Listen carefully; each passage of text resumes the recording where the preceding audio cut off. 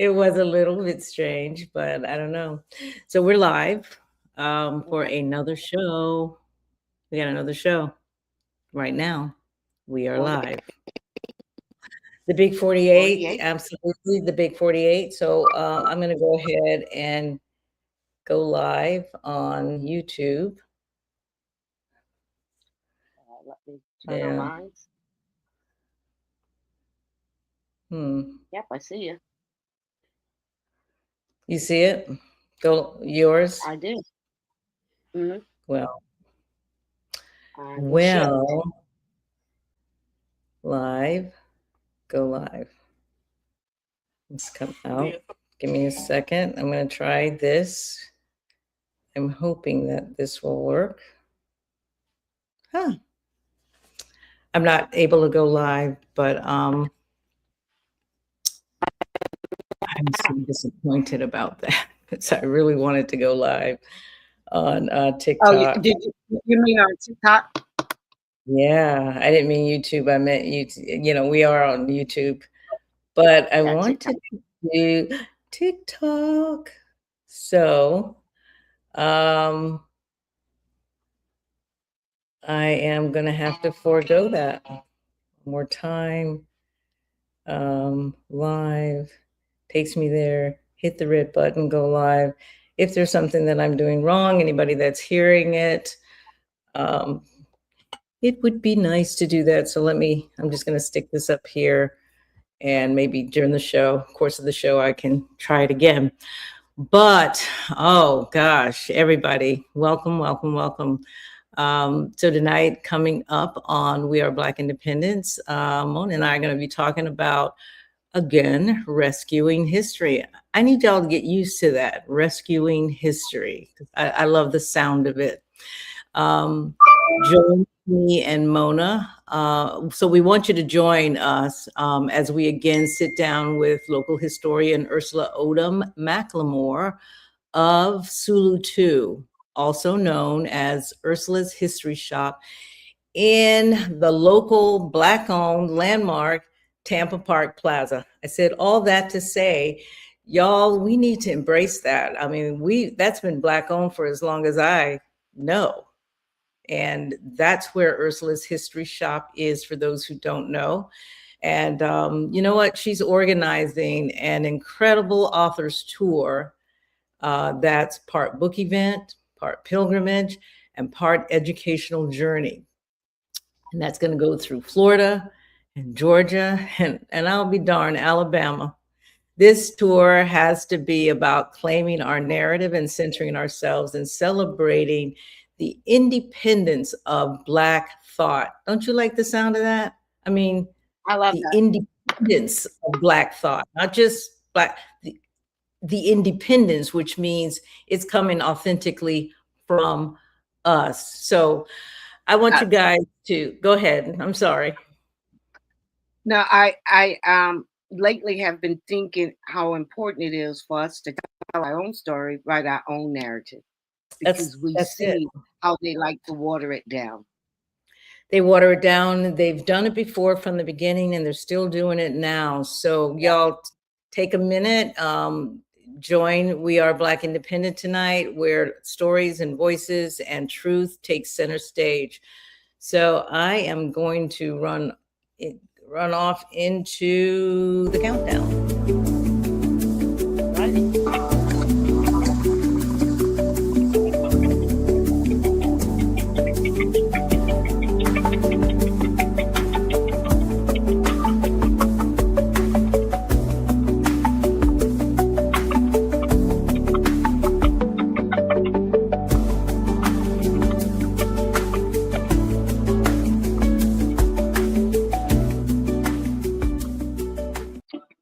To the Black Independent, where we speak truth to power, unapologetically. For too long, the Black vote has been treated like a given, but we're not property. We're not pawns. We are the descendants of those who built this nation. And now, we're demanding tangibles, not tokenism, because the era of blind loyalty is over. This is the Black Independent. Let's get to work. Okay, I got to start out with my usual, let's get to work. And we have a lot of work ahead of us, people. A lot. Yeah, and we're not just saying that just to be saying that. As the world totally takes a turn, Black folks, we have to really pay attention, because the work that we have ahead of us as America emerges as something different doesn't have to be necessarily what it was. It can be something that we also participate in the reimagining. We're not sitting off to the side anymore. We are actually participants. So we need to get ourselves ready. So that's why me and Mona do this twice a week. We come together and we look at what are the issues, what do we need to be talking about, who can we uplift, and hopefully we get you guys to engage as well. So welcome back, beautiful people, to episode 48 of We Are Black Independence, where we celebrate Black excellence, independent thought, and the power of our own voices. And I can't stress that enough. I am Jeanette, and I'm here today with Mona. Say hi, Mona. Hello. Happy Martin Luther King weekend. Ooh, yes, it's an exciting weekend. I will be marching tomorrow, by the way. A lot of things have been. I'm not marching tomorrow, and it's going to be probably my first time in Yeah, a long time, probably, that I'm not participating in anything tomorrow. yeah, because there is the I'll be with my breakfast mom. tomorrow morning.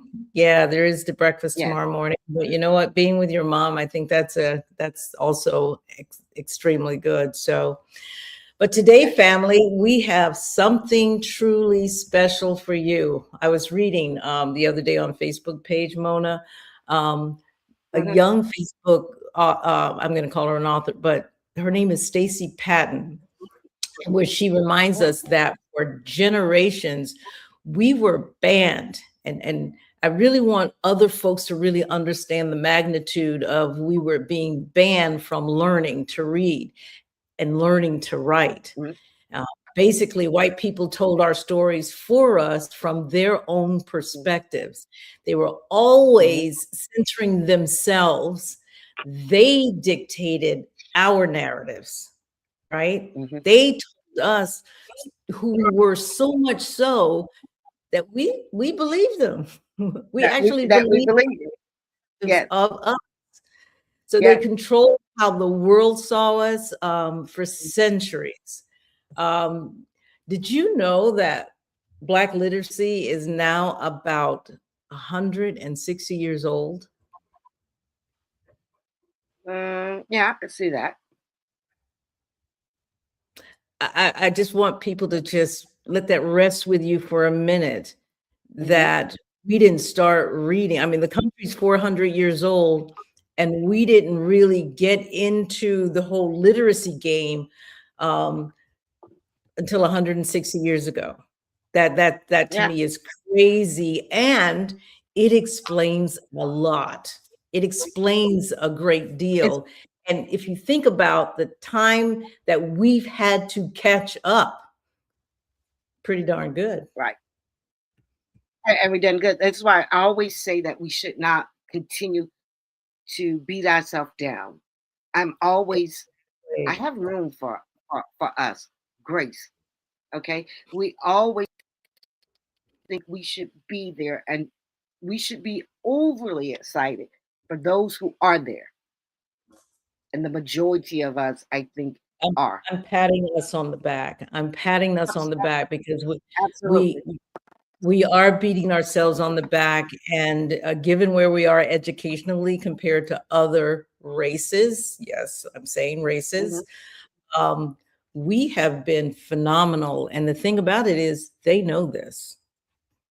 Yes. They know this. Absolutely. Yeah, so we've been steadily and powerfully and beautifully claiming our narrative, centering ourselves in our own story. So today, we're going to celebrate that legacy as we talk about an incredible initiative called Rescuing History Authors Tour. I might have messed that up a little bit, but Ursula will correct me. And it's not just some ordinary book tour, y'all. It's a rolling convention. Okay. I made that up. It's a rolling convention that goes on for And days. even the thought of that, when I first saw it and heard it, and I was like, oh, that is so interesting. I mean, like, I kind of like want to sponsor someone who have the time who could do that. Well, hopefully you're going to learn more about it, and you'll get the opportunity to kind of find someone who can, or someone who may want to sign up but can't afford it. You never know. Scholarships, we'll talk to Ursula. She'll let us know how we can help, because that is one of the questions that we'll be asking. So it's an actual journey through the South. It's an opportunity to meet best-selling authors, explore historic sites, and engage in powerful lectures and discussions about our history, our stories, our truth. And we have the visionary behind this tour with us today, our very own Ursula Odom McLemore. Kemp. See, this time I put in Kemp. Of Sulu 2 LLC, which is also known as Ursula's History Shop. She is joined, I don't know if Ingrid's come on, but hopefully Ingrid will be on. She will be joined by... She's having some difficulties, look like. All right. So as soon as she gets on, Ingrid Landis Davis will be joining her. So get comfy, folk, grab your notepad, and let's get ready to be inspired. So let's dive right into it. So I'm going to hand it over to you, Mona. Welcome back, Ursula. Thank you. You always bring us just the best. And right before I came on tonight, I get a text from Dr. Patricia Howler, and she just asked for your phone number. So you text it to me because I was looking for it earlier. She wants you to publish her. She wants something. She wants you to do something. Jeanette, I don't even know where I'm at yet, so you take it. All right. So you know what I was doing? I was going to my TikTok to see if I can figure that thing out. and I have not been able to do it. So Ursula, welcome back. Love, love, love having you always. We always have some really great conversations, personal, yes, but also on We Are Black Independent. So thank you so much for coming. Well, you know, I'm excited. I mean, anytime I'm rolling down the road or doing something and I see Jeanette Bradley name pop up and I go, oh, it's time to get into action, because it always is a great conversation on or off the air. So I'm excited. I am honored, and I appreciate your invitation. I really do. Well, thank you so much. So we're so excited to have you here. But for our listeners who may not know you yet, and I'm telling you yet, Ursula, you're going to be a household name at some point. Tell us a little bit about Ursula's History Shop. Okay.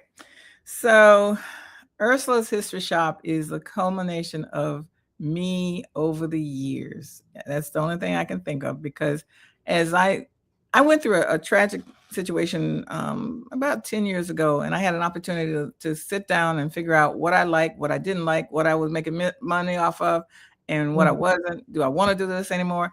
And I discovered that almost everything in my life has led to this point, meaning that when I crawled under my grandmother's bed and pulled out a box of photographs and letters and a lock of her sister's hair, I wanted to know who they were, why she cared, and the story behind it. And that is who I am to this day.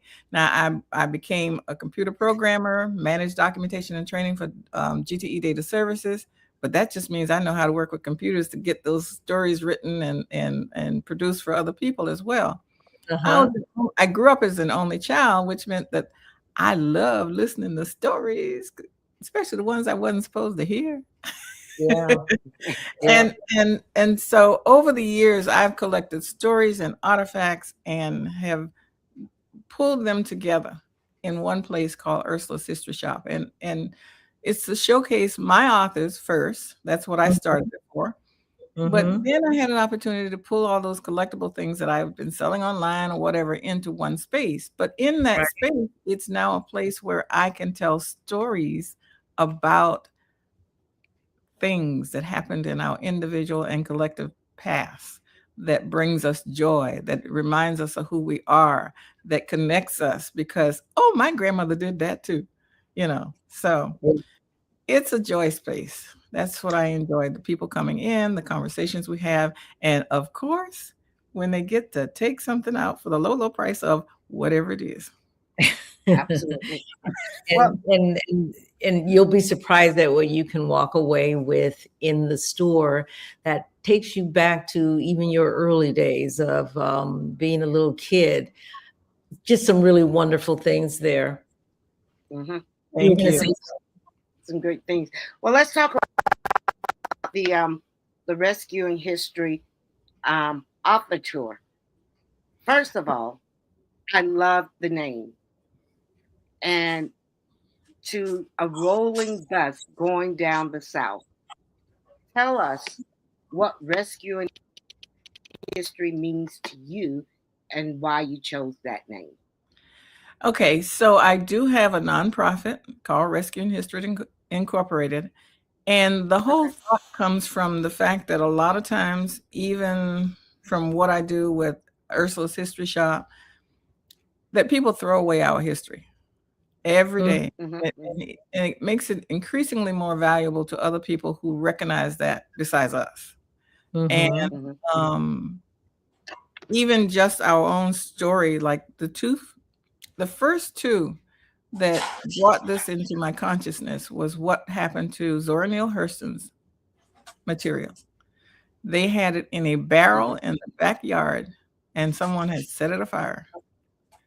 And someone realized what was going on, and they rescued some of it, but not all of it. Reportedly, there are some manuscripts that will never be seen because they were burned. And that's history that's lost forever. We have generational transfers where when our parents pass away, there's a whole lot of junk in that house, right? And I know for a fact it's totally overwhelming for us to deal with that. So bags of history goes out into the garbage. And one historic person that I know was connected to history, I called her daughter and I said, look, this is what I know, and this is what I'd like to help you with. She said, well, I just threw 30 bags in the garbage, and the garbage is gone. And this person was connected with internationally important people. And I won't say anymore because I don't want to reveal the whole story about that, but it traumatized me. The truth of the matter is we don't value ourselves. Not in a bad way. We just don't know the value and really appreciate and realize it is worth preserving. If nothing else, preserving it for your link. Right. For your grandchildren, You know? In fact, I before I forget, Mary McLeod Bethune is another one of those people that someone realized what was happening before hers got destroyed, but it was headed that way. But to your point about we don't realize the value. Part of the things that we will do on the bus is have fun. But so you've done it? Huh? You've done a bus tour before? Not like this. This is an inaugural bus tour, and some of the spots that we're going to is saying we're going to do this again next year. And we said, they're already asking. But one of the things we're going to do is play videos that are significant, and one of the videos will be the value of things that we're throwing away, and I'm talking about monetary value, emotional, cultural. That's one thing. But it's also monetary. It's like we're throwing away our legacy in some ways, and other people are collecting it like nobody's business. There was a book. And making plenty money off of it. Yes, there was a book that I found on Mr. Gaither, Jake Gaither. Mm-hmm. And I A had a whole, school named after him? yes, major, well, I don't know about the school here, but I'm just talking about he was a major sports coach. Gotcha. And I can't even say that I know the full value of it, but I know his name was everywhere. And Mm-hmm. I knew that a lot of people would want that and want to see it. So I have a whole section in the store where I keep things that I don't intend to sell. Mm-hmm. Well, a woman went in there and got it and came out with it, and she didn't look like us.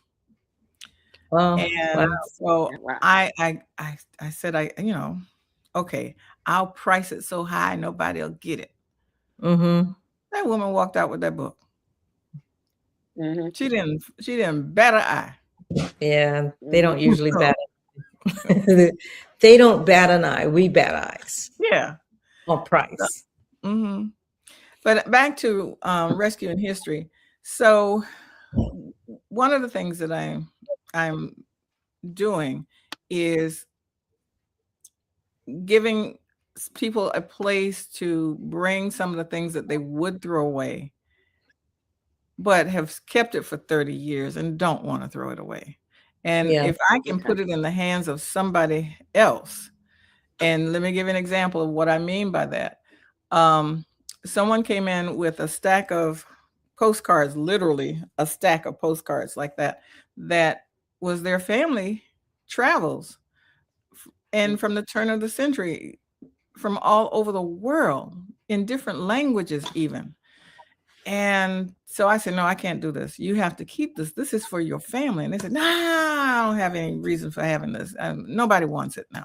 And there are no children. And I said, but I just could not bring myself to separate them because I collect dates, and all these dates were important to me.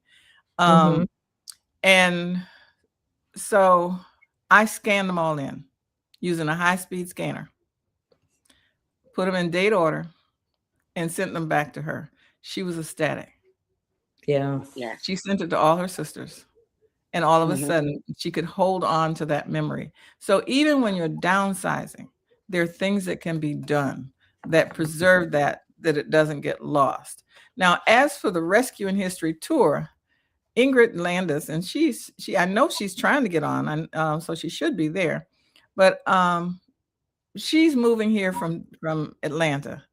And she and I had been talking about a tour of some kind, just casually talking about it, because we've had writers retreats together in Hawaii and North Carolina and Georgia. We've done some of those together.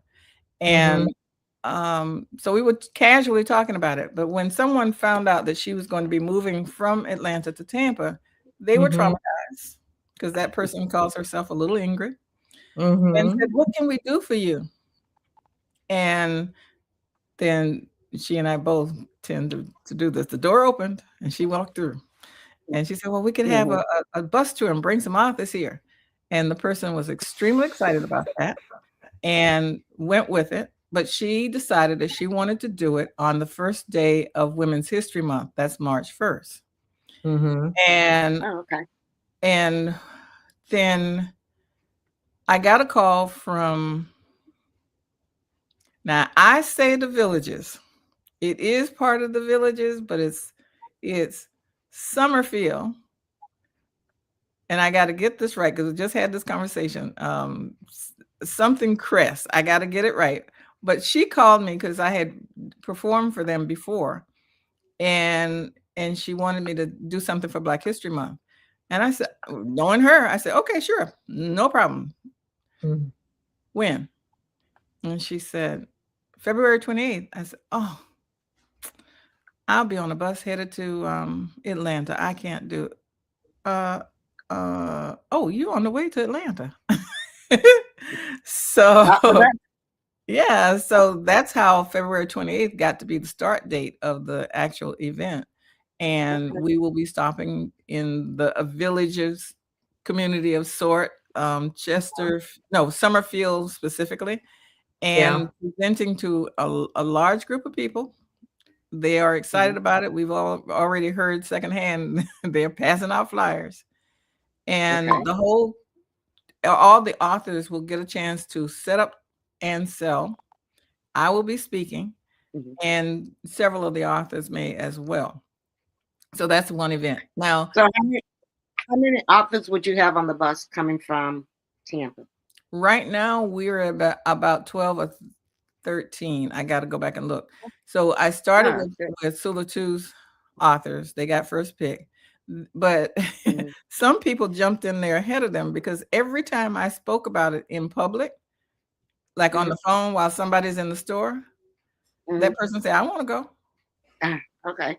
And that's how we got our first outside, I call outside author, because she wanted to go and I wasn't going to say no.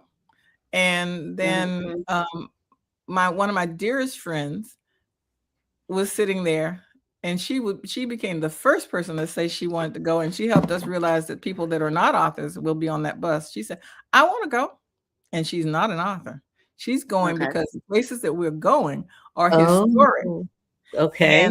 And she's going for the ride because it's a decent price too. The hotel is paid for. A lot of the meals are paid for. Going into the museums that we go to will be paid for, all out of that one price. Yeah. Now, the authors get an extra penny because they get to sell their own books. I called it a rolling convention, and I think, so kind of give us the specifics in terms of, if I buy a ticket, I'm on the bus. I'm not yet an author, but and we know the history behind that one. But what can I expect on this rolling convention, or rolling symposium, I'm going to call it? All right, so I will give you the places, then I'll come back with the experience. Okay.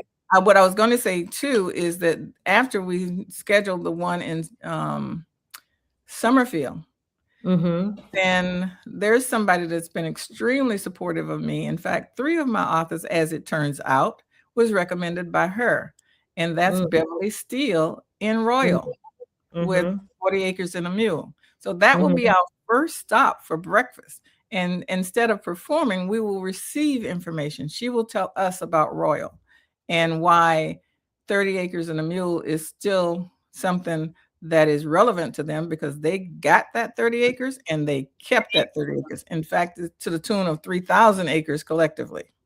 So we will hear that story. From Royal, we go to the villages, then we perform there, we set up there. That night we go to Atlanta, Clark, Atlanta. And the next morning we will be on television in that area. And then we will present to the community the subjects that we bring with us, and I'll talk about that in a minute. Once that's done, we roll to Montgomery, Alabama, go to sleep, wake up, and do the same thing there. Now, the topics may be slightly different because of our host and what they're looking for. So and that also will determine which authors may be on stage longer than maybe others. And then from there we go to FAMU, and that's being worked out in some detail right now too. Cool. And then we come home, get some sleep. The next day we will have Ingrid is coming up with some fancy title. Now I don't remember what she said, but it's something like, she calls it Afterglow, meaning that we'll talk about the experience and what we've learned, what we shared, what it means to us collectively. And I will have stayed up all night and worked on the numbers. Yeah, I agree. The Afterglow is a title. You would share when you return, you would share your experience, hopefully with videos and words. Oh, now I hope, I don't know what's going on with Ingrid, but she is just amazing. She has gotten a videographer. She's gotten a videographer that's going to be traveling with us that will document the entire experience. I think that's awesome. From beginning to end. And she is I don't want to name drop, but Ingrid does it to me all the time. She works with Tyler Perry. Oh, cool. Your videographer works with Tyler Perry. And for All those of righty. you that discovered that Okay. I said that wrong, I'm so sorry. Ingrid was supposed to be on here so she could tell you the real story, but that's what I remember. That's as So- close as you can. So when y'all return, will you host that event at? It'll be at Ursula's History Shop. Yeah. Okay. So that's So another date. it's not going to be presentation. It'll be more social. Mhm. You know, sitting around talking and what have you. So Yeah, now that's excellent. yeah. Now in Montgomery, we'll be at the convening center, and Ingrid went over there, she and her husband, and had a comp night in the facility. And the next day we had a team call, and when she started talking about it, she started crying. She said, Really? Wasn't that good? overwhelmingly nice. Yeah. And Experience, she yes. told me, as a legacy wall designer, she said, Ursula, when you walk into place, you will drop to your knees. Oh, okay. Because of the legacy walls and things that they have. And Yes. so we're all excited about that. Each stop has its own uniqueness.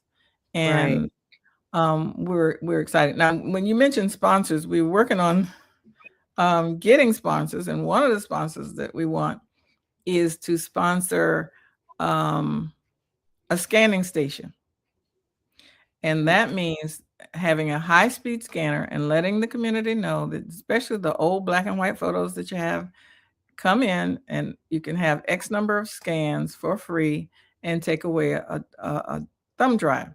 And then they'll be charged with taking those photos and doing something with them, sharing them with your own family, sitting down and recording what's on that photograph. I mean, who's on it and why, and what are they doing, and what do they mean to you? It doesn't have to be something that's published to the rest of the world, but at least it should be shared with your family members. In our family, we have a picture of Uncle Sammy. And Uncle Sammy, we knew when he was much, much, much older. But someone flashed a picture in front of us of Uncle Sammy when he was young, and Lord have mercy. Oh, I'm telling you, right? Oh, Jesus. Some of these people, it's like, that's you? Yeah. And so now we don't know where it is. Right. And that is traumatizing. So, a lot of us are dealing with that. When I think about, my mom, who's now age with dementia. I have an aunt who we have now received all of her photos, and I mean that they're in my garage, and I do want to reserve these things. It means a lot to me, and I want it to mean a lot to my nieces and nephews and their children, and so on. And yeah, so this is really something that I just picked this people up. my age. Yeah, I just picked this up. It's sitting right here in our living room, and it's like, Mom, we got these old pictures, but it's in our living room, and I do recognize my stepfather here and his brother. I'm not sure who these two are. I'm sure Mom will be able to tell me. They might be friends, but she does not want to lose those. She does not want us to lose those. And she's very concerned because she's got lots of these types of pictures. So I kind of infiltrated them through our current pictures so that she can feel very connected to her past. The scanning is of interest to me so that we have a digital footprint of our history. And to that point, two things come to mind. My grandmother said, she used to sing the song all the time, you'll understand it better by and by. So we may not understand the value of it until one day we do. And unfortunately, one of my daughters has come to that point. She just lost her father. And she was the person that connected all his life via pictures, because she was the only one that could go back to the beginning, and get those pictures, and she went around to her relatives, and I gave her my high speed scanner, which I have not gotten back. But anyway, what she has done, she went to her aunts and she found pictures even after the service. She went there and scanned all of those pictures for them. And she said, "Ma, you talk about rescuing history. You need to rescue family history too." I said, "Well, excuse me, young dear, that is part of what we do. Now, if you want to head up that division, okay." That And is she a division. and she Yeah. said, "Okay." So she went looking for different scanners, and that's what we're looking at right now, the various scanners Yeah. that can be I used love so I can get mine back. But anyway. love And that. And like, even what AI does now, it can actually take like this picture right here and restore it in Yes. such a way that it looks pristine and new, aged, but not broken and what have you. So So one of the things that exciting. I did. hold on, Ursula. Okay. Let me say this, because believe it or not, Thursday evening, like I said, I have all my aunt's photos, and I mean boxes, huge boxes. And so I was just telling my daughter to do some research. So yes, we're gonna have to figure out a way how you can handle that, because she did find a company. I think she said 1,000 photos cost X amount of dollars for them to do it. And I'm assuming it's probably a white company, but I'm hey, assuming. yeah, we got to look into that, because this is something that we certainly do need inside of our community. Mhm. Yeah. Yeah. Yeah. Especially as we are learning the value and the importance of us um, reaching back and connecting with our parents before they pass on. Mhm. And just reserving these pictures, because some of they're in it's in a photo, and sometimes when I try to open the page, it'll peel off. So I just close it back till I can figure out how to get that picture out without it. Mhm. Y'all got me being nostalgic. So this is also sitting there. So that's my mom Ooh, look at her. and my brother, my oldest brother, and my oldest sister. I wasn't around yet, but look how dapper they look, right? Yeah, Look at them. absolutely. All Look at that. all the black and whites are the same. Here, let me Yeah, show you one just of my look at that. grandfather's pictures. I love. So I'm very motivated to preserving that history, getting it into some kind of chronology, so that we can have our story Mhm. pictorially Yeah. somewhere. And get the names of those people. Like the first one you pulled up and you said, "This is my mom. This is this person." Who I is don't know this? who that one. Mom probably knows. Well, you need Oh, to I'm get sorry. that name. Okay, I got it. So that's Felix, my stepdad, Mr. P, we called him.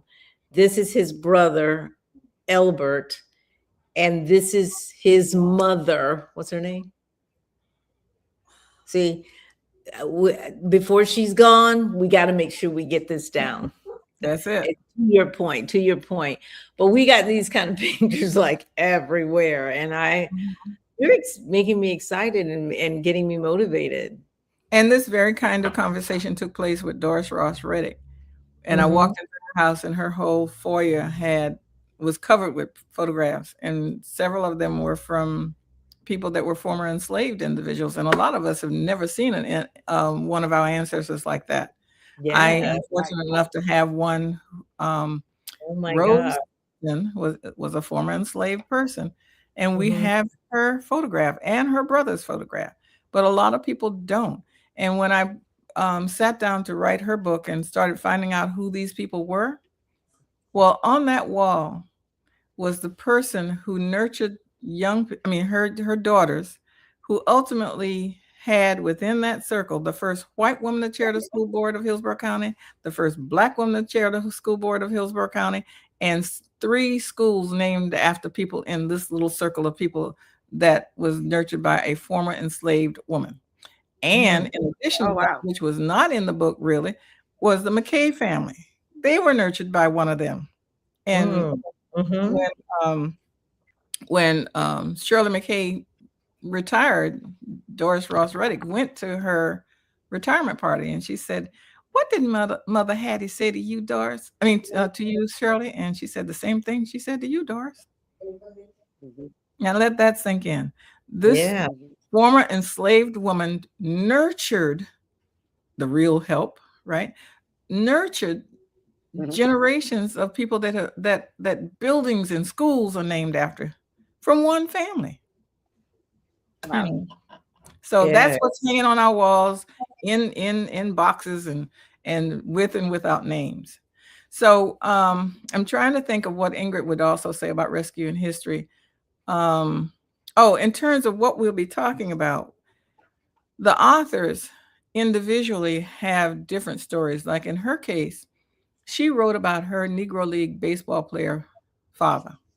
Mm-hmm. She did it as a historical fiction because she said, I wasn't there when he was doing all of this, but I heard the stories. So Right. she did a lot of research to find out what the real environment was like. And then she married it with the stories that she heard and from both sides, you know, her father and her mother. And trust me, they were interesting stories depending on which one you heard. So she Mm-hmm. was able to capture that and put it in one book. So we get to learn that history um, without having someone there with a camera or with a recorder like we can today. And Right. even when we record today, there's always a backstory. So Right. you can get that from the people that lived it. And then the other book that she wrote um, is about her family, and I'm not going to get this right, but her family who were around this one church, one Mm-hmm. area. They founded the church, and she talked about the deacons and what all happened with the deacons, and then there was a connection with um, Indian chiefs, and she wrote all about that. And she had her own history weaved in there, and she's done some incredible things, even in the Tampa Bay area, which you'll find out later sometime. But Ingrid, when she was here, you know, Tampa Bay Business Journal. Well, it started. Tampa started with her on the floor with a telephone. Oh, No, really? no furniture, no nothing. You're on the floor with a phone. Her sitting on the floor with a phone. Mm-hmm. Now that Mm-hmm. that sink in. Okay. Mm-hmm. Mhm. And when you think of the history of what it is today, Yeah. okay, Right. Mm-hmm. it started with her on the floor. So she also started a network of executive women. Mm-hmm. And that's an organization that a lot of people that you know came through. And today you Yeah. wouldn't even know it was started by a Black person. Nancy Ford was one that came through. You would not know that. That's true. Right. She started it. And at one point, I was membership chair, and we went from 60 people to 160 people or something like that. Mm-hmm. And well, that's a totally different story that she will tell. But that's a part of the rescue in history. I always say, put it down so that somebody else can build on it. Like Alice Moore right now is about to come out with her book. Yes. And you know, we could have written it as if it was a textbook, but I didn't want to. I didn't want to put that pressure on her or me, because really it was just her family album. She just wanted to Mhm. pull together, or I made her want to pull together Mm-hmm. her family story, because she had all these pictures of Don Thompson that nobody had ever seen. Mhm. And so I said, tell your story. Make it your story about your family, your mother, your father, you know, and Yeah. you. And Mm-hmm. then Don Thompson is in the background. But then it becomes in the foreground because her father taught there, you know. So our history becomes Tampa history. Her history becomes Tampa history. Right. Start out with caring about your own history. That's center. Because a lot of times when other people get our history, you never know that it came from us. goes Very into right. goes into public domain, and then they, you know, it's Then they benefit. yeah, Um, that. with the particularly our history here in Tampa, and we see the, you know, somewhat erasure of Black history from when my grandmother father got here. So now 4 generations down, and even from what I've seen from growing up, and definitely from what you know about it. So yes, let me ask you this: on this tour, is it only for authors? No. So it is, if you see the tagline, it is for authors and supporters of authors Okay. and friends. Okay. So there will, like I said, there will be people on that bus that simply want to be a part of the experience, and they will be Right. allowed to do it as well. So the seats are based on availability, because there are only 55 Mhm. seats, and they're moving. Because Yes. it's a, How long is the tour? the tour is February 28th, March 1st, 2nd, and 3rd. So 4 days on the road, 3 Okay, nights not in bad. hotels. Okay, so I got to ask, what kind of conversations do you hope emerge on this tour? I can imagine on the bus with those kind of people, those minds, those people that are interested in the literary world, especially from a Black perspective. What do you Oh, foresee coming away, people walking away with? What kind of an experience? well, we will have some people on that bus that are trailblazers. I mean, Mm-hmm. in and of themselves. One person was a city council person and a school board person in Canton, Ohio, and there's a building named after her, and she's on the bus. Mm. There's Okay. one person that is internationally known, Tony Okay. Browder, will Okay. be on that bus. And Okay. so when you think about the conversations that will be overheard, that will be directly shared, it's it it's amazing. I bet.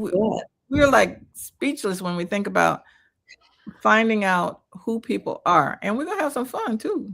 I mean, you Well, know. I'm hoping some young people are on this tour. Yes. Well, Um, you met one of them. Katrina is going to, Lady Blanchard, it will be on mm, there.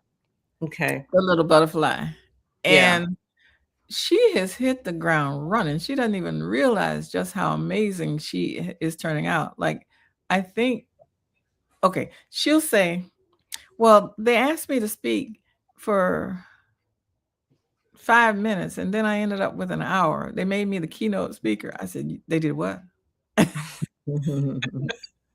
And I Yeah. sold 30 books. And speaking of Oh selling wow. books, Tony just told me last night that his book launch, 200 people showed up and he sold 350 books. Oh, wow. And he's going to be at That's all the good. stops. Yeah. So it's That's going to be a draw like nobody's business. And Tracy Rookard Shaw, I think her name, will be in Atlanta. mm-hmm.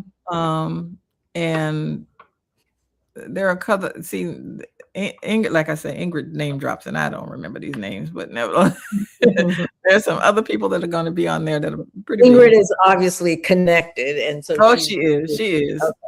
She is. And but you know, we work real well together, so it's amazing. Wow. And speaking of which, this is not new for us. We oh, okay. We met because of United Way. Ingrid walked into United Way with a Diane von Furstenberg dress on, Mm, or suit. I think it was a suit. It was a gray suit, Diane von Furstenberg. And she uh-huh. was looking hot. You know, it's like, okay, I'm working at GTE Data Services and I want to look sharp like that too. So dress for success was a big thing back then. Yeah. And we became friends. We ended up in a business together called Network for Marketing. and that was an advertising agency that we won a couple of Addies, in fact. And then when my daughter was born, I still have not forgiven her for it. I was trying to do what I was supposed to do according to the book, right? Not feed my child solid food too soon. I go to the bathroom and she's giving my child food and said, well, the child was hungry.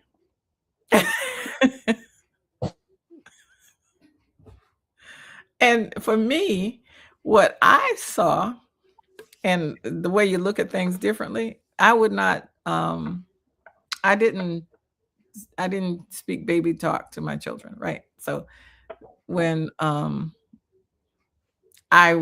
okay, instead of saying something crazy while I'm standing over the crib, I'd go A-E-I-O-U. Well, this child in a baby carriage started crying. And when she cried, she went, A-E-I-O-U. I mean, for real, for real. For real, she did. And so I thought it was amazing, right? Yes. And I go to the bathroom and Ingrid said, that child was hungry. And she was saying whatever she could say to get some food. Well, at least she was learning. She was learning it. But it goes to show you whatever you put into them constantly, they grab it at whatever age. Mm-hmm. That's really true. And I guess that's too why I really feel like some young people need to be on the tour to spend time with great minds, because we need to do a better job of passing on to our the next generation, if you will. And I don't know that we do that well. And I'm afraid that we didn't get enough from our parents. So at 66, I'm scrambling to gather data. And to have Ms. Patterson tell me the stories. And then some of them I've taped and then sent them to my brothers and sisters when she recounts the days on K Street. And I was like, okay, stop talking. Let me get my phone. Let me get my phone. And then we captured this moment, or I'll say, you never mentioned that before, you know? And so I think we need to have more of those stories. But the tour gives y'all an opportunity at such a high level to pass on knowledge. And if you want to sponsor a young person to be on that trip, I would love it. Okay. And people say that they're not interested. That's not the experience I'm having. They're coming into the store now, especially because of TikTok. I asked, how did you hear about us? TikTok. Oh, good. So, oh, good. Yeah. And I was trying to get us on TikTok, and I have not been able to get us on TikTok. It's asking me my age and whatever else. Confirm my age. It's like whatever. Yeah. And that's if you want the young minds, you have to go where they at, and they're on TikTok. Yeah. And they're coming in and they're recording little things so that because the person that started all this got a lot of hits, and everybody else that followed that pattern coming into the store, I'm seeing their numbers rise too. So it's catching, and I'm going, yay. Okay. And I even put one out there the other day that a family came in. Parents were coming in from out of town, and the daughters came in with them. And one of them was talking about having an experience with Brazil. I said, oh, good, because I had just gotten something that had Brazilian on it. And in my heart, in my spirit, I was being generous. I said, I'll just give it to her. I'm not going to even try to sell this. Somebody's interested. That's what I want. Just to get it in somebody's hand that cares. Mm-hmm. I reached over and I got it and I handed it to her, and she looked at me and she said, what is that? It was a VCR. It was a cassette tape. An 8-track? No, it was the VCS. Okay. Yeah. And it made you feel old? Did it make you feel old? No. No? Okay. It was what it did is gave us a moment to laugh and have some fun with that. And You and teacher Okay. it made me feel relevant because here's what I did. I turned around and got the player off the shelf, plugged it in, and I said, "Here, dear, have your first experience with a you VCR." actually had a Okay. player. Okay. Yeah. The television. And I had forgotten that it was actually in color because I remember them when they were just black and white. It was in color. Mhm. And Nice. she Oh, she wow. pushed it in and it worked. It worked. Good. Yeah, So I think it's a good thing. I know I went on the history walk tour with you, Mhm. and you know, only you could give these things complete detail. So, Well, it's going to be a great experience. How much does it cost to do the tour? okay, so the entire tour, including lodging and a lot of the food, is $700. I don't know. That's not bad that's pretty for good. 4 days. Mhm. I think Double that's Okay. occupancy though. I mean, you got to stay in the room with somebody. But Yeah, it's going to double be occupancy. Yeah. it'll be nice. It's going to yeah. be Okay. The lodging is going to be really nice, is what you're saying. yeah. That too. Yeah. I mean, cuz Yeah. being associated with the place, the convening center, Ingrid called literally in tears. She was so happy that they were working with us. They're excited Mhm. about our coming, and they made accommodations for us Yeah. and Very, helped very make it nice. affordable. Yeah. Yeah. That is definitely affordable. Mhm. Has this been done in the manner that you and Ingrid envision it? Has this been done before? And We what? don't know of anybody that have done it. Right. We're not following anybody's model. Okay. We're marching to our own drum. We're independent thinkers. Mhm. So you're All right. creating. You are actually creating, which is what we do. We create. Yeah. So, And mhm. we started talking about in the middle of the night. That's what's been causing some of these late nights. I mean, it's like, good gracious. Somebody asked a question in the evening, and by morning I gotta have an answer. You know. Mhm. Uh-huh. Mhm. So So this it reminds me, just a couple of weeks ago, I was looking at a documentary on Zora Neale Houston, how she got started, how she went, just a whole documentary. And I'm visualizing that like this, but a small thing when she was trying to get assignments, um, money to write her stories, and how that all came together. Mhm. She was one of my favorite authors growing up. So yeah, this is going to be a great experience. Yeah, So it will I be. think this it is this so you know, if you started, you're going to have to. It's going to be something people are going to look forward to every year now.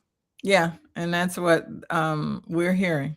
And Yeah. we may actually do more than one a year because this yeah. is the Florida, Georgia, Alabama, but we're Mhm. being asked about it in Miami, you know. Mhm. Oh, So we may okay. So, we may take that Gold Coast tour or whatever somebody's calling it. So mhm. um Has but we need we need people on the bus and we do need sponsors because Yes. sponsors will help us give away books and sponsor people to be on the bus and to make all of this come together as well. So we're looking for that as well. There's a link on there for sponsors, but just So know are that you just looking for you can have sponsors and donations? People can get yes, donations as well. Versus, right. sponsors might be too much. Yeah. Oh, and we will have a program booklet that I'm proud of already. yeah. You know. Are you advertising? How are you getting the word out? Are you using social media, the TikTok, Facebook, YouTube, to kind of Yes, say to the? we're rolling it out Go as ahead. we're rolling it out as things become reality, like you start out and we talk first, then we talk a little bit more, then we send letters, then we send emails and things like that and pick up phone. Now we're at a position where we're opening it up to the public. And so it's on the website, rescuinghistoryincorporated.com. And It'll be based on, that's it. That's it. Based on seat availability. And if you're an author, we want that author to be talking about something that will be relevant to rescuing history. And that doesn't mean exactly what it sounds like. For instance, we have one author that has a book called Rolling Stone. Well, it is what it sounds like, but it's not what you would think. And it's going to lead to a conversation about fathers matter. Okay. Yes. And we demonize them, but when we think about it, they do more good than what the world is giving them credit for. Right. Again, we tell our own stories. Absolutely. Now we know that. We know that. And I believe they know it too. Yeah. They know it. Yeah. Yeah. But we're I love it is a good tell the story. Yeah, I love the poster. I think the poster is beautiful. Thank you. Is that the QR code? I can't really see. Is that the Oh, QR well, code right here? yeah, it's a QR code that'll just take you to where what we said, rescuinghistory.com. Okay. All right. So one more time. Dates. Okay. Amount. Let's just kind of slowly let folks know. And if you're interested, here's what you do. If you're interested in supporting someone, here's what you do. Tell us how we can be a part, even if we are not on that bus. Okay. If you want to be on the bus, it's $700. And that gives you access to all the experience that we will be collectively sharing, all going to all the places and being a part of all the programs. For how many? It's for 3 nights, 4 days, 3 nights. And that includes the hotel room, double occupancy. And a lot of the food. You may have to spend money for maybe 2 or 3 meals of some kind on your own, but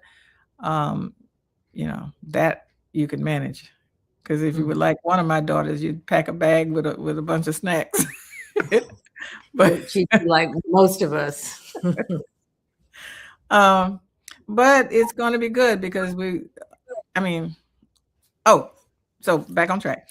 That's if you just want to have the experience. If you're an author, then we have a separate program where you can set up your books, sell your books, but part of that goes to a donation to Rescuing History to help make this happen.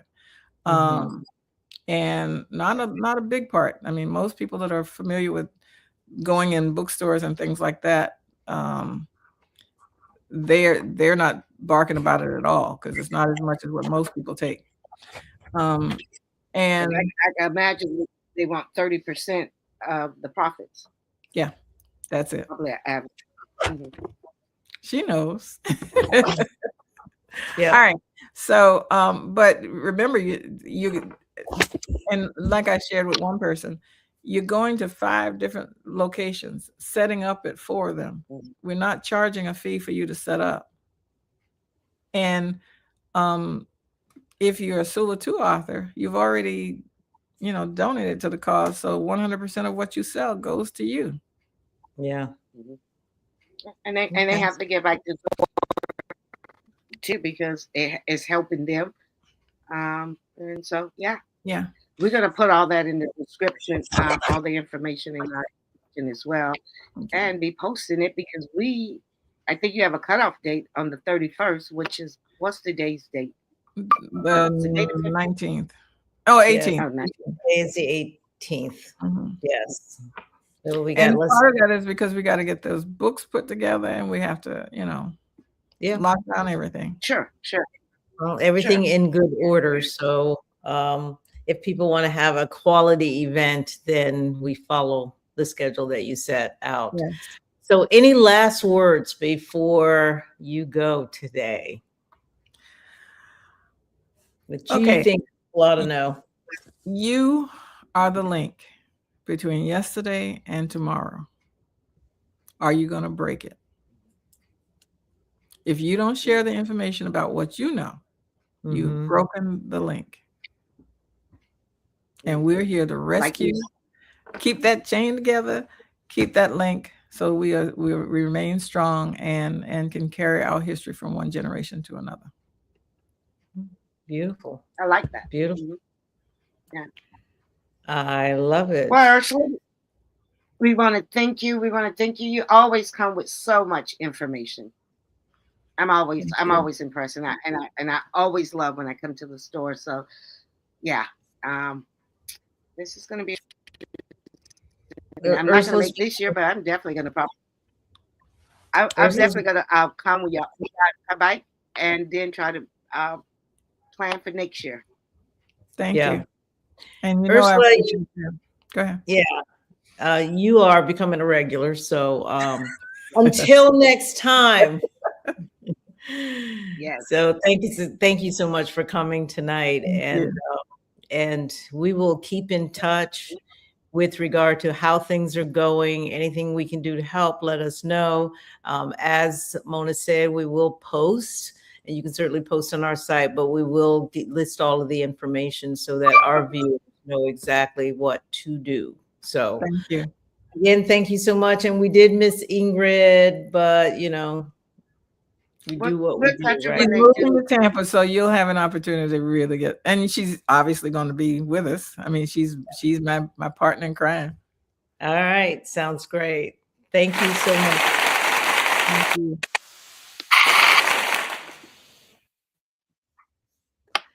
Wow, my pulse. What great idea! Yeah. When I heard it, I was like, "Oh my gosh." Has this been done before? Because it's such a brilliant idea. It's like, why hasn't anybody done this before? But I love and that it's picking up steam real quick. I only learned about this a couple of weeks ago, probably less than that. And they are just moving and shaking to make that happen. So I'm proud of them. Right. So, we have to support these kind of initiatives in our community. And particularly when we get support, when she gets support from us, she will certainly get corporate support, but she has to be able to get local support as well.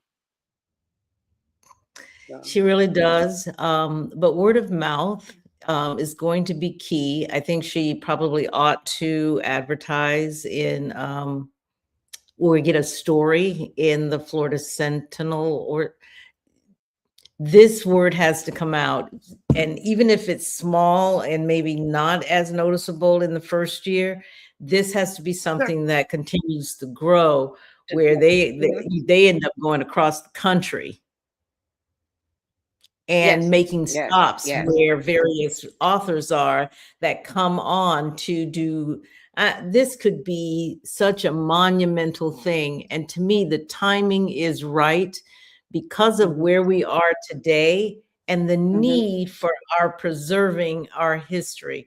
We have got, I think more and more people are going to realize that we've got to have a way of, especially in this digitized era, of better preserving our history and telling our own stories, just like she said. Absolutely. Let's tell our own stories. Yeah. So, Mona. I don't even want to dive into the second part, Jeanette. All right, we're gonna go to the second segment.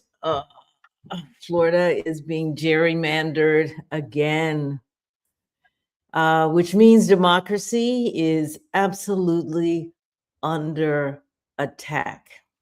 And I don't know that people really are grasping the magnitude of, in the background, the Republicans are steadily eroding our rights.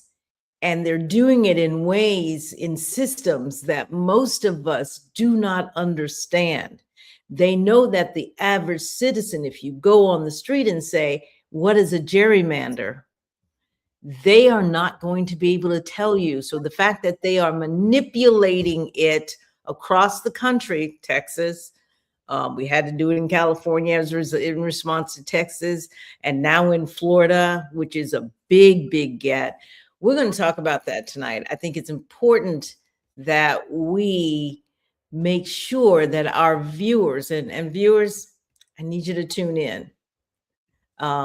This is the stuff we don't really want to talk about, but we're going to have to start having the hard conversations before we get into this election. Now, I think it is something that we want to talk about. I think it is something that we are concerned with. But yeah, we are, but I need everybody I'm not saying us as an individual. I'm saying Black people as a whole. But yes. I'm going to lay this at the Democratic Party foot. It's becoming a freaking headache, because when they do have the power, do they really do it to make sure that the Democratic Party will stay in power, or do whatever these Republicans are doing? And I'm going to submit to you to say, I don't believe so, because they benefit no matter what. This story hurts my heart, though, because yes, exactly what you say. Exactly what you say. So I want to play a video, and if you can pull it up, I am going to go look for that video. Facebook. All right, you ready? I'm ready. All right, here we go. Redistricting and get a court order to make it more fair. To make a long story short, my colleagues across the aisle drew maps that are absolutely illegal and frankly that diminish your voting power. I believe that people should pick their politicians. Politicians shouldn't pick their people, and that's what gerrymandering is. So wish me luck, and I'll let you know how it goes. Hi. So this was not something she just did. This is Fentress Driscoll. Fentress is in the State House of Representatives. I believe she was the caucus chair. Correct me if I'm wrong. Mm-hmm. She's the minority leader. Okay. And back in a while ago, October last year, when Ron DeSantis decided to gerrymander, and we're going to talk a little bit about that so we all have an understanding of what that means. She had to go to court and speak against it and try to fight it. She lost. We lost. So if she lost, that means we lost. So let me try to give you some context here. So Representative Driscoll was testifying in federal court fighting against Ron DeSantis's illegal gerrymandering of Florida's congressional map. Now, Florida's congressional map, y'all. She fought pretty hard, but the community, I think, rallied around it, but they lost. He was in fact he was violating Florida's Constitution, but that was even like with in 2020. That was like in 2023, right?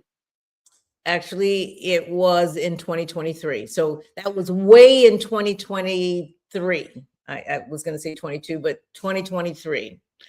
And then we hear no more about it till now. Well, we didn't hear anything about it. The fact that we lost. So that meant at that next election, they were able to run an election and kill a seat or two that was a Democrat seat. Let me try to get through this. So in July of 2025, last year, the Florida Supreme Court actually upheld his gerrymandered map. The Florida Supreme Court.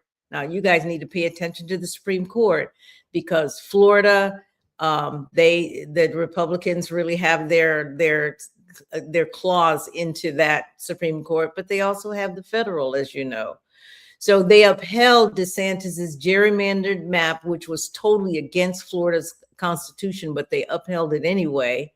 So a map that eliminated districts, get this, where Black voters could elect representatives of their choice, right? And that's what all redistricting means really when it comes to Republicans, and Mhm. I will sometimes even believe Democrats, because we had this here when we just did ours in the city, um, maybe 4 or 5 years ago with District 5 with Gwen Myers. You remember that?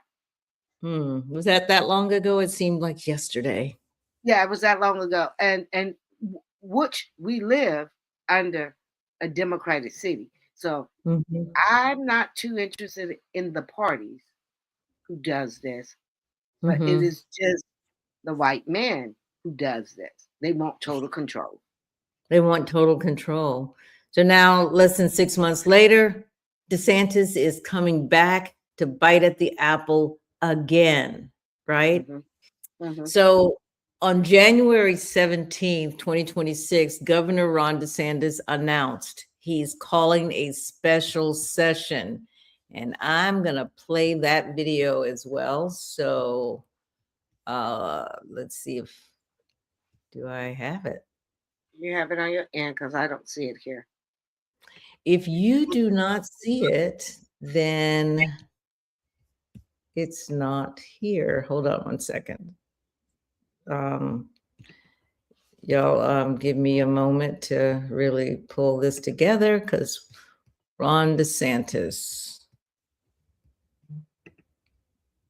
Okay. So I'm going to hit share.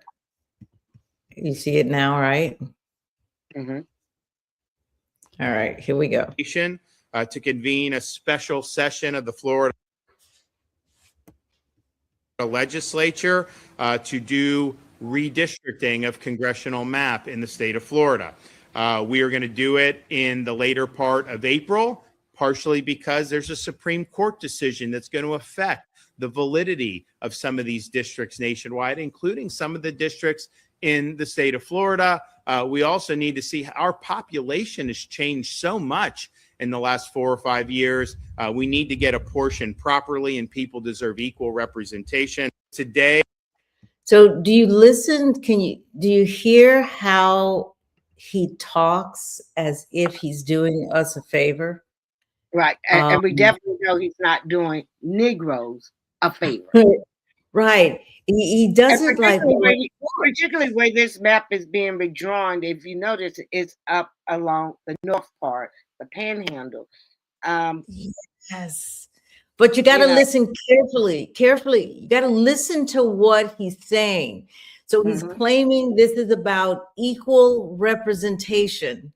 Now, last time he eliminated a whole district, a whole Black district. So we were -1. The Democrats were -1, and that was a Black district that he eliminated, just wiped it out, right?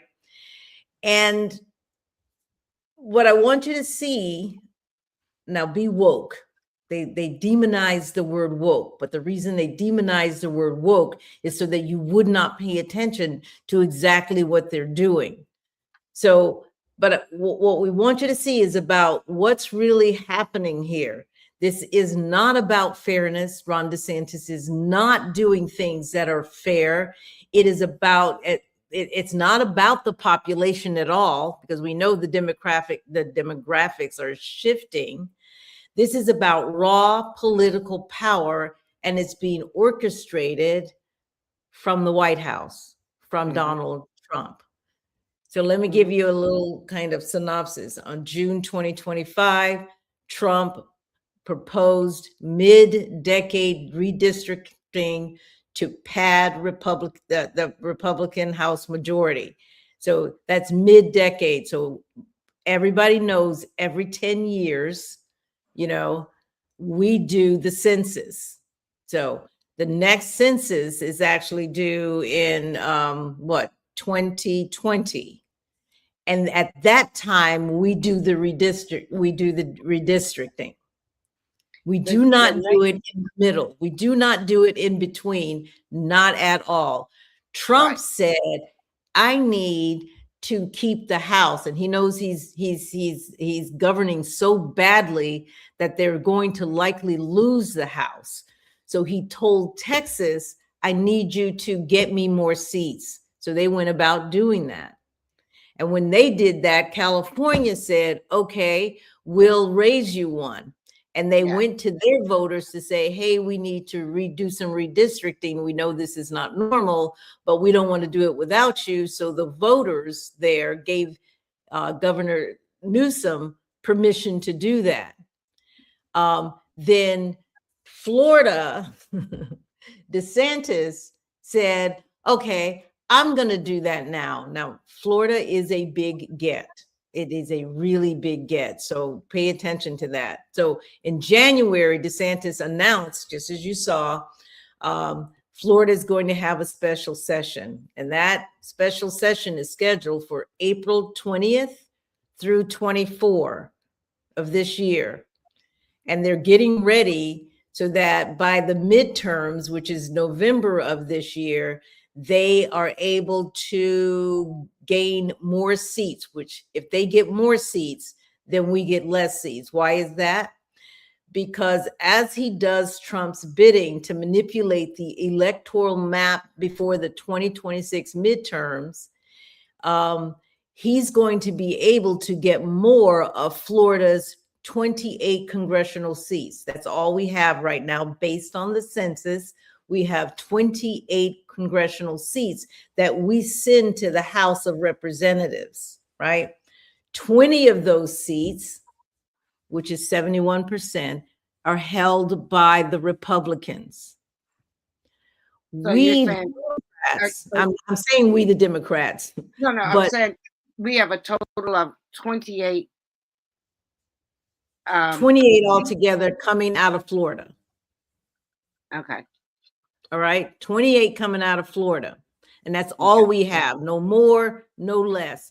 So he has managed to have 20 of those seats held by the Republicans. And that's 71% of the whole or the total.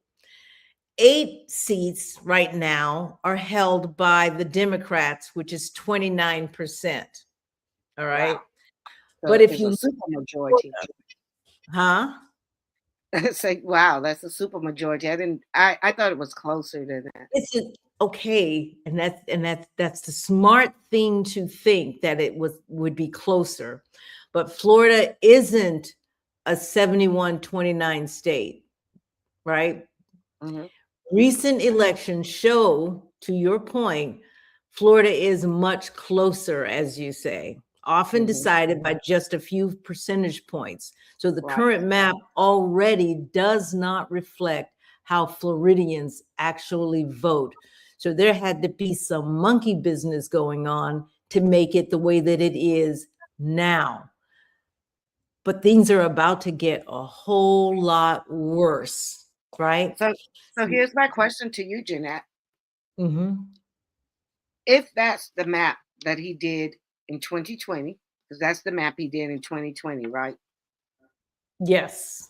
And you're trying to tell me the Democratic Party, the ACLU, or nobody else thought that this was wrong? Yeah, they did. They took him to court. They took him to court. It ended up in the court.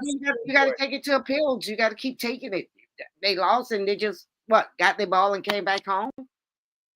Well, usually, I think I'm not going to misspeak here, but when the Supreme Court says this is what it's going to be, that is what it's going to be. I don't think so. It's never. I don't know if they then, to your point, take it to that's the Florida Supreme Court. Take it beyond that. I do not know.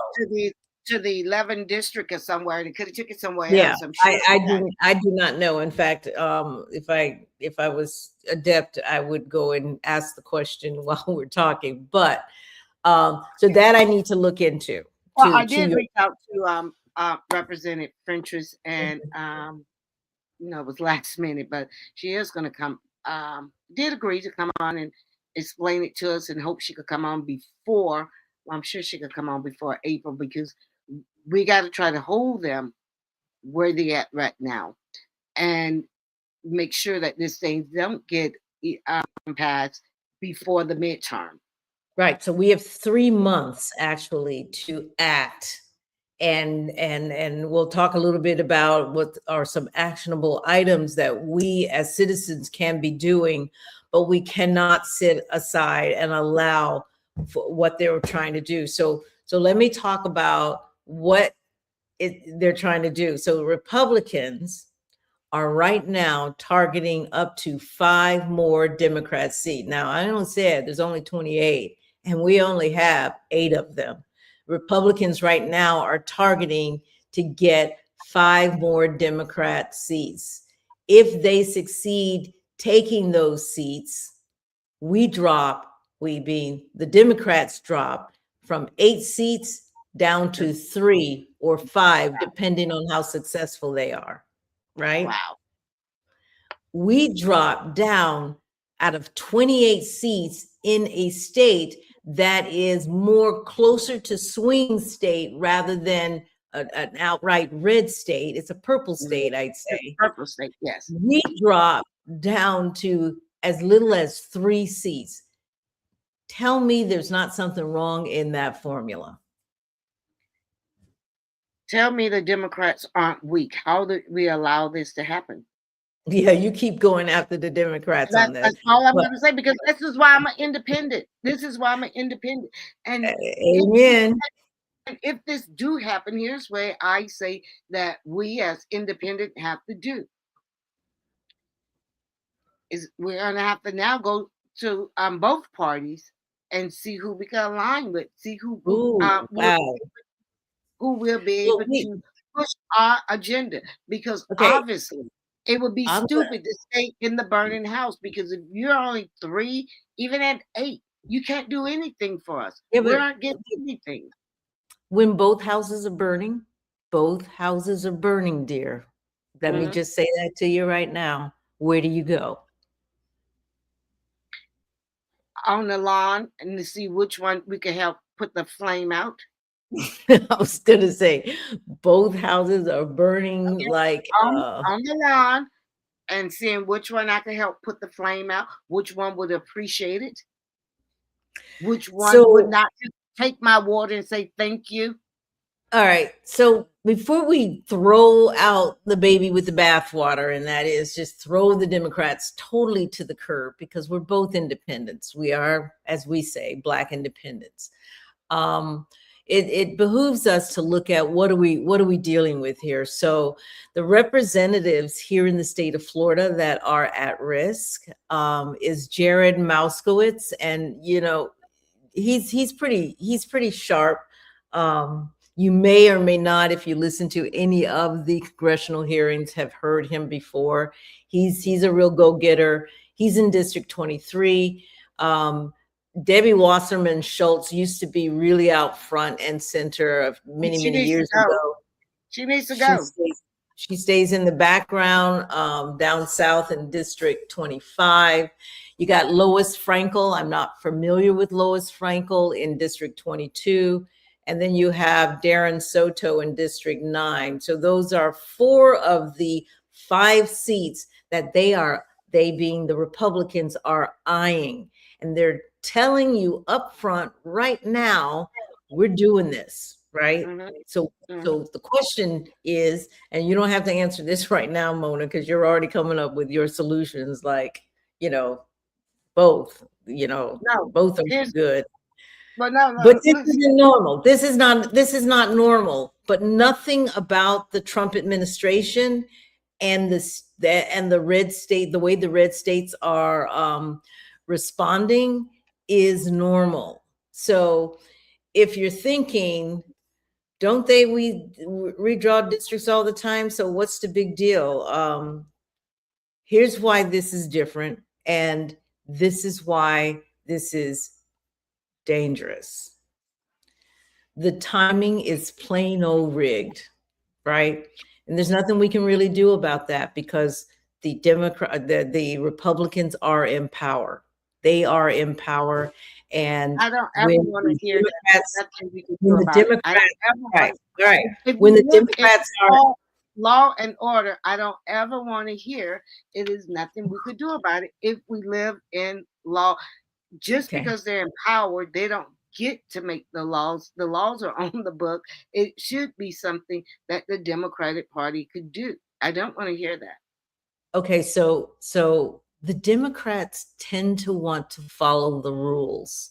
The Republicans do not. They are not held by the rules, especially with this particular leader. They, and what's his name? Mitch McConnell sort of set the stage years ago that we're not following the rules. We're just going to we're going to take control by any means necessary. And that's the playbook that they're following. It is not the playbook that the Democrats have typically followed. And to this very day, they are still trying to follow the rules. That's why Schumer and Hakeem Jeffries are under fire, because they're being way too polite in a game that is calling for for some kicking and scratching and whatever. So actually, congressional redistricting happens every 10 years, as I mentioned earlier, after the US Census. And you just need to know this, folks, but it's one of those rules that is being broken right now. So when we know, when we think we know the populations are shifting, or have shifted, and we just give it a 10-year period before we count from one to the next. And even though we track it in between, we don't make any major decisions about it until the 10-year span has passed. Well, the Republicans are saying, F that. I'm just going to give it to you that way. They're saying, F that. We need to do it now, because you know what? We believe with all the migration and whatever, we think that we can make a pretty good judgment that there's been a significant shift in the last, year. Oh, no, not year, 5 years. Yes. 2020, yeah, in the last 5 years. Yes. And so they're just making that call, which to your average citizen sounds like a reasonable call, right? Yeah, well, yeah, there's been a lot of shifts, so why not? No big deal. It is a really big deal, people. So the last census was in 2020. We redistricted in 2022 based on that census. DeSantis claims Florida's population has changed so much that we need to redistrict again. So actually, it's been the last 3 years, but it is a lie. It is a complete bald-faced lie. Of course it is, because particularly since Trump came in, I don't know how much the immigration pushback, the remover of immigrations, but our city is one that they probably have taken people from. Now, we do know during the pandemic, a lot of people from other states did move here, particularly New York. But a lot of those people have left too, so it has probably balanced itself out. They might have did see a significant change, but you know where you didn't see those numbers really coming into? The areas in the Democratic seats, and that's for sure. But here's what I want to say: across this country, and we're not paying attention because white Christian nationalists are not whispering anymore, right? They are organizing legislation in Tallahassee, and we drawing maps all over. And for one thing, and what is it? To lock in power for the next generation. And it is my belief that that power, whether you have an R behind your name or in front of your name or a D in front of your name, it is for them. I don't see the Democratic Party really fighting, because they're going to win no matter what, whether they are the majority or not. They're just, I think white men just like to fight white Republicans and white Democrats. They just want to know who's going to be the boss. But no matter who's the boss, they all benefit. We're the ones. And if we have the power that we say we have, then my thinking is, hey, let's find a get a Democrat maybe, or find a Republican to run in those seats that they want, the 5 seats that they're trying to take, to hold the seat. You're saying find a Republican to run the seat, but it's a Republican that's friendly to our issues? Or do what Republicans do. They're change their voter registration to Democrat. What some Democrats need to run as Republicans. That's a strategy, you know, that is a strategy. They do it all the time. Yeah, I'm sure they. I'm Or sure we they find a do. Republican who wants to get in, and that we could give them all of our votes. We find a Republican that we could give them, but now your Black Caucus is going to be against that because they want us to be loyal to a party that we won't be able to win no matter what end. So you're saying we need to be strategic and not loyal, but strategic. And strategic could mean we got to look out for our goddamn self. We drowning. Strategic could mean putting a plant in the Republican. Yes, that's what they do all the time. The way that they do with us, if that's the case. So you even look at a Christian Cinema who was a leftist, if you will, I'm going to use their terminology, a leftist who then became so middle of the road that she spilled over into them and voted with them a good deal of the time. She voted with us, but she was voting with them and kept some real key legislation off that did not make that did not make the Biden term successful. They also buy our people. They buy us with money. They only buy our politicians. It is the people who have the power. But I'm talking. We got to understand something very clear. People do not have the power. That's the problem. The people do not have the power. We do. We have the voting power, and we got to understand something very, very clearly. People do not. Politics is not about fairness. It is not about fairness. It is about control, and the Democratic Party has nothing. So why would we want to be on the sinking ship? Like I like the narrative that Albert gave us last week. I've been using it, even when the Titanic was going down. All the poor people, the band, rich people got out from the boat, and he left them playing. Okay, we got to get off this sinking boat because it's sinking. And we got to bring the people out. So what do you do? We got to get off the sinking boat. Let's go with your Titanic example. Where do we go? We go to the middle. No, Albert said it. He said, "Jump on the iceberg," for crying out loud. You know that's not going to sink. I'm just kidding. We go to the middle. I mean, you got different conditions now elements that you got to deal with, but you know you're not going to sink. So. Yeah, and look, we're dealing with elements right here. Have we not been suffering? I see your point, but here's what I'm going to back us up a little bit so I can better frame the problem, and then we can come up with some solutions because we're at 7:39. Just saying. I do believe you're right.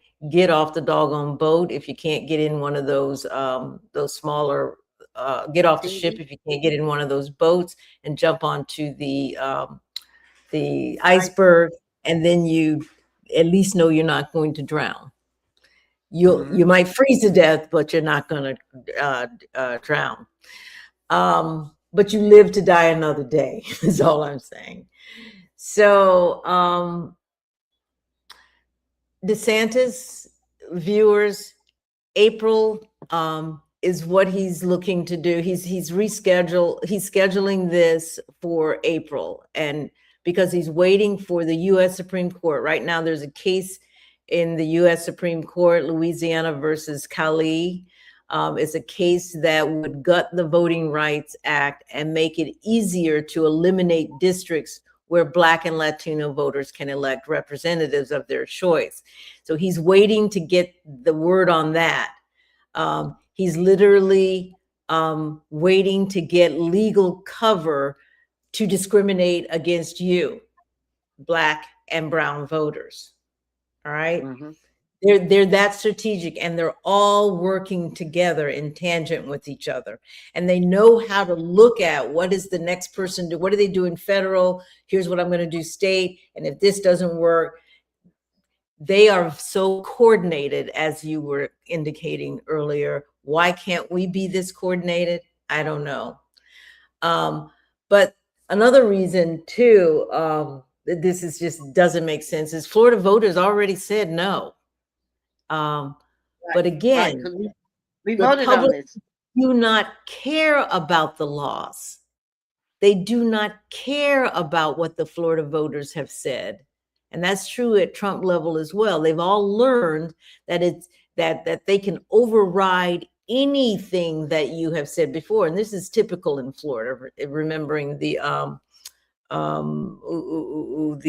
what was that with the justice, the prison, not the prisoners, but the returning home incarcerated. Yeah, They can overturn anything. What did you say? yeah, I know it's Desmond Meade, the Yeah, yes, but we passed legislation there, and then and they just overturned that. So in 2010, Florida voters also passed the Fair Districts Amendment with a 63% support. Dems, Republicans, and independents came together and amended the state constitution to prohibit drawing district lines to favor one political party or diminish minority voting power. This wasn't a partisan measure. This was Floridians across the political spectrum saying, we want fair maps. We want our votes to matter, right? Mhm. DeSantis, though, violated that amendment in 2022. That's where Driscoll testified. Civil rights groups presented overwhelming evidence then, and the Florida Supreme Court said, F you, voters. We did But not. then you take it to the next higher court. I just don't believe that this I'm going to thing. check on that. I know, and I got a note to myself to check on that and to follow up. But whatever, it's emboldened DeSantis. That victory just emboldened him, so he's at it again and going even further. So another reason this is part of a national strategy. This isn't just happening in Florida. As I kind of mentioned earlier before, Trump has been pushing the Republican-controlled states to redraw maps mid-decade, like right now, at 5-year rather than 10-year interval, to protect the GOP's narrow House majority. Florida is the biggest prize. If DeSantis succeeds, it could lock in Republican control of Congress, regardless of how Americans actually vote in 2026. If Sure. DeSantis succeeds here, it locks in Republican control of Congress. Doesn't matter how anybody votes, it will be theirs for I don't know, decades to come. Years, at least 10. And that's the thing. And look, like, to me, the I think Black Caucus, all of these Democratic organizations would have been saying something way before this. Even when Trump started in Texas, we should have known that this was gonna. It should, in my opinion, I think we should have known that this was going to happen yes, in of course. In our states. But you know what we finna hear? They finna wrap it up, because I've gotten all kind of emails and stuff that we now. I don't know what the white people are getting, but Black people, Black organizations, We got to save the system. We got to save democracy. And I'm saying to myself, if I got the power, or if we got the power to, or enough power to save democracy, God damn it, we ain't got enough to reshape it. All we doing is we just keep saving it, but we can't benefit. We're not reshaping it. And we're That's a not good point. asking and we're not pushing the Black Caucus and whoever, the NAACP, all of these people. And until that happens, I mean, That's the point. It's not we about, and I haven't thought about it until you just said it. It is not about saving democracy. It is about reshaping it. And Black people cannot be in this fight without a goal to totally reshape it. You are yes, absolutely right. yes, You're right. because when we look back over it, and everybody is seeing it now, in the Black community, right? Where I was looking at a podcast the other day, a documentary, and I kind of liked it. But the people in our race or in our community who probably was middle and upper class, we all just played along. Yes, Yeah. because we wasn't really hurting. Now Yeah. we know we weren't doing good.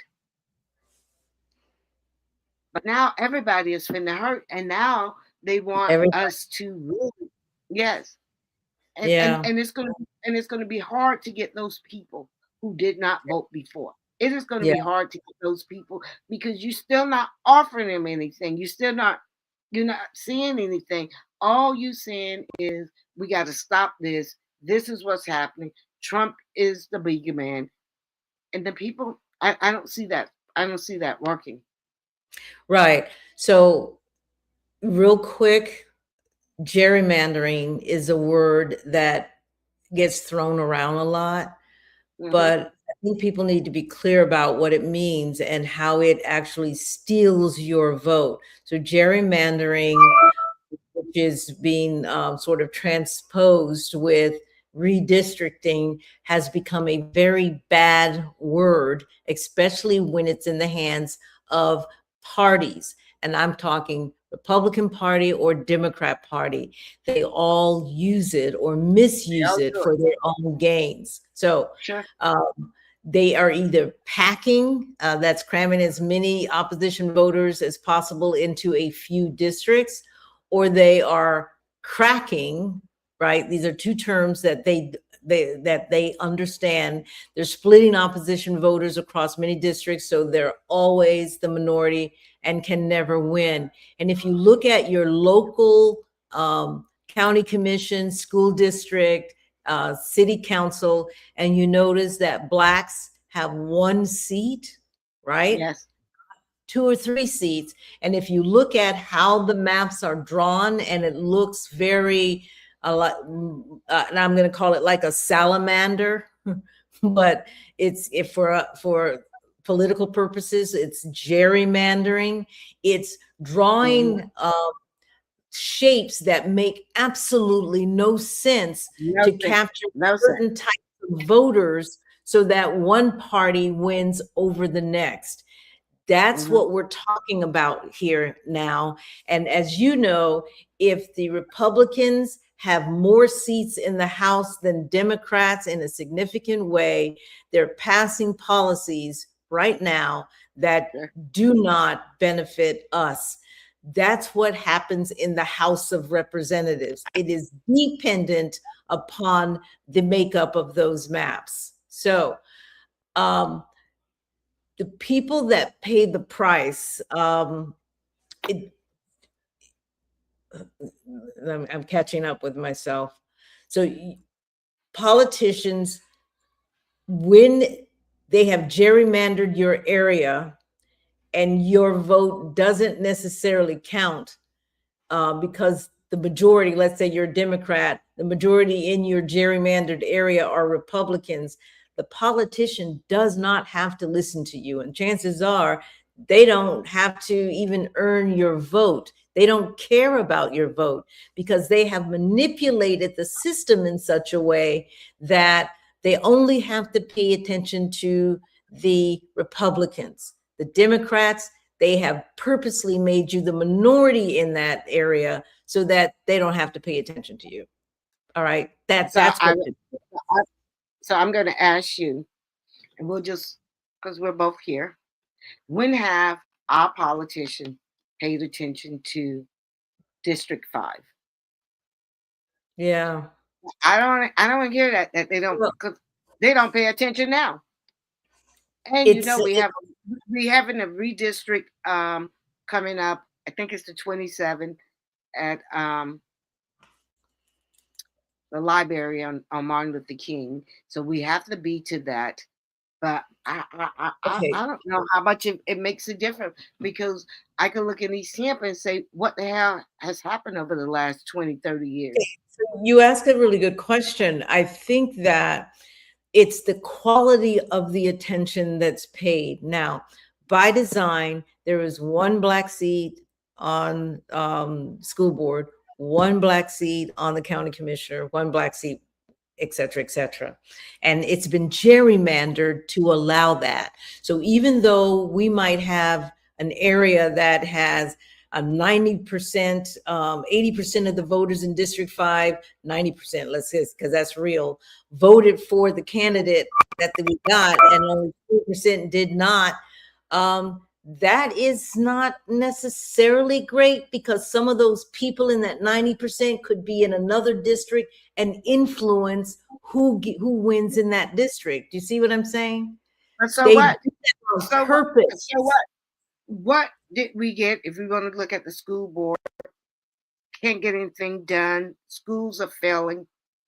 When I call or need any With help, with one vote, and I an don't even inability call that. to I don't even call that one vote. I could call all of the other ones and get something done. Okay, I got that. But with one vote and an inability to work with the others to get things done, we are powerless. So the kind of person who sits on that one vote is also important to the other communities. They don't want somebody like, let's say, in the school board of Tammy Schamberger, right? They don't need that kind of fight. But if they had somebody who was not a Tammy Schamberger and they were able to give them sort of pittances, I couldn't think of a better word than that, believe it or not, but then they could really redistribute a lot of the resources outside of it. And we think we have something, but we really do not. And that is not just true. That is not just true for the District 5, the school board. It's also true for the county commission. It's also true for city council. I think what we're the seeing type now, of person that they allow to be in those seats. And when by mistake, somebody like a Schamberger gets into that seat, they now have to figure out how to get them out. They realize that who replaces needs to be Black, but it has to be the right type of Black. And I'm not trying to take away from people who are sitting on those seats right now. They really need to understand we are in a very, very different times, that you cannot be the good Black in those seats. You have to fight in a way that is atypical of what a polite politician would do. Polite is out of the window. I mean, even if you look at Wastel, he's not polite. no. He just does. We need disruptors right now. He doesn't care. Huh? You're right. We need disruptors right now. And the fact of the matter is, that's the word. That's the word. So with the however they do the maps, these 3 at-large other seats need our votes. We have leverage. We just don't know how to use it. But look, we're at 154. We have to continue this. Hopefully, we could get Representative French's on. Oh, and you know what? That would be fabulous. That would be great. Let's really get her on. I did reach out to her. It's her father's birthday, so we'll say happy birthday to her father. Happy birthday. Today. And so, So I'm going to you hold know, off on what I think we ought to do because this is a to be continued session, and hopefully we can have Representative Driscoll yeah, on. we'll get some information from her, but she definitely is going to like our idea of our strategy. Yeah, yeah, yeah. Folks, you just got to get yourself informed, and the fight is on right now. And while we're not marching in the streets, see our thing, we ain't marching, we're moving different. Yeah. While we're not marching, we are at least learning what we need to learn and then moving accordingly, which also means to our politicians who sit on that seat, we're not marching, but we're also expecting you to move different. You cannot move in the way that other people expect you to move. That's not effective. And I think that's, I guess, the biggest message that I have, even with Fentress and what she does in the House, or even Michelle Rayner. And I know both might be running for a seat, an upcoming seat. What does that mean? What does that look like? Also, to your point, we don't just look at one seat, we also look at the citywide seats or the county-wide seats, because they also are beholding to us as well. Mm-hmm. We vote for these people, we have to start holding them accountable. That's right. Just because you're not marching, that doesn't mean you do nothing, right? Just because you're not marching in the streets, there's other work to be done. You should be about doing that other work. Mona and I, we get on here and we talk twice a week, and we do that because this is the other work that needs to be done. And not only that, Jeanette, we give out the information we could do behind the scene, because it is a lot. Making phone calls, There's a lot. Sending emails. It is things that you could do. We don't have to be out in the street. We already said we wasn't going to do that. But then you have some information. We're going to be strategic. Do I have what now? You just asked me a question while I was talking. Did you have some information that you want to give out that they could help, what they could do at home? I do have. Look at you asking me at 57. I know. I'm gonna put it in the description. Yeah, we can put it in the description. We are not going into 2 hours. We're gonna stay under 2 hours always. That is our goal, folks. But great conversation. Loved Ursula and what she's doing with the tour. I think it's great. So folks, look for her on that. We have to start supporting each other on various things, whether you can go or not. You can still find a way to support that initiative. Also, we are going to try to get Representative Fentress Driscoll on to continue this conversation. I will put some information in the chat and also in the description. Everyone have a good day tomorrow. Enjoy the parades. Have a good day. All right, everybody. Happy Martin Luther King Day. Yes. Good night.